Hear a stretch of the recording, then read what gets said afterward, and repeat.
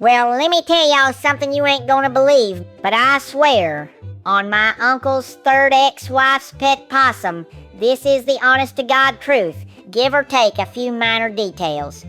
It all started back in 94, or maybe 84, somewhere in the fours, I remember that much. I was working as a part-time lawnmower racer, full-time deer whisperer, and unofficial mayor of the Waffle House parking lot. It was a Tuesday, or possibly a Thursday, definitely a day ending in Y. Anyway, I was sitting on my porch sipping a Mountain Dew and chasing it with a cold can of Vienna sausages when my pager went off. Yeah, I still carry a pager. NASA don't trust no one with iPhones, too easy to hack, they said. So they called me up, saying the International Space Station's Wi-Fi went out and they need me to come fix it. I said, shoot, y'all must be real desperate or real smart, 'cause I am the guy who once hotwired a Dodge Neon with a chicken bone and a lighter.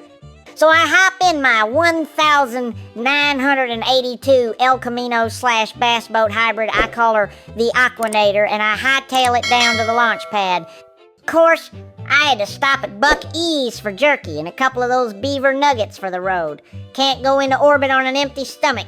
That's how astronauts get dizzy, you know.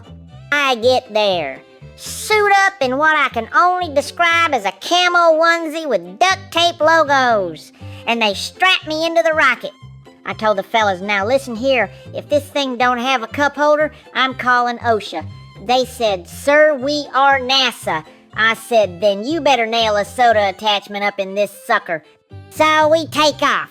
I ain't gonna lie, I blacked out halfway to the moon. Turns out I'm mildly allergic to G-forces and space peanuts. When I woke up, I was floating in the ISS like a frog in a beer cooler. I fixed their Wi-Fi with a coat hanger, 3 AA batteries, and a bootleg copy of Windows 98 I had in my back pocket since Y2K. Problem solved. They gave me a patch and a Tang packet as thanks. I drank the Tang and sewed the patch onto my bowling shirt, got kicked out of the league for unauthorized space affiliation. Now, you think that's impressive? Wait till I tell you about the bear. See, after I landed the rocket, by hand, mind you, autopilot was scared, I stopped by a Cracker Barrel for celebratory grits. I step outside and there it is. A grizzly, the size of a mid-sized sedan, just sniffing around my truck bed full of squirrels I was gonna enter in a taxidermy contest. Well, I ain't one to let no wild animal mess with my squirrel plans. So I walk up to it real calm-like and say, listen here, Yogi, those ain't snacks. That's art in progress. And that bear, I swear to Dale Earnhardt's ghost, winked at me. That's when I realized this was no ordinary bear. This was a Russian spy bear trained in advanced hand-to-paw combat. Probably escaped from Area 52. That's the one they don't talk about. So we square up. Me in my flip-flops and a belt made of fishing lures, him wearing nothing but fury and communist energy. I bobbed, he weaved, he swiped. I dropped my Slim Jim to distract him. Classic redneck tactic. Then, in a move I now refer to as the possum twister, I grabbed him by the scruff, spun 3 times, and flung him into a bounce house left over from my cousin Jimmy Ray's gender reveal demolition derby. Bear bounced out of there and took off running. Folks at Cracker Barrel gave me a standing ovation. One feller even gave me a coupon for free fried apples for life.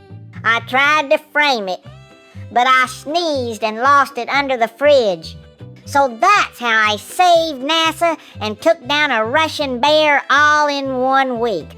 Oh, and later that night I wrote a country rap fusion song called Boots in Space that hit number 12 on the local karaoke scoreboard. Don't believe me? Ask my cousin Skeeter. He was there. Sorta. He was FaceTiming from the Waffle House bathroom. But it counts. The moral of the story?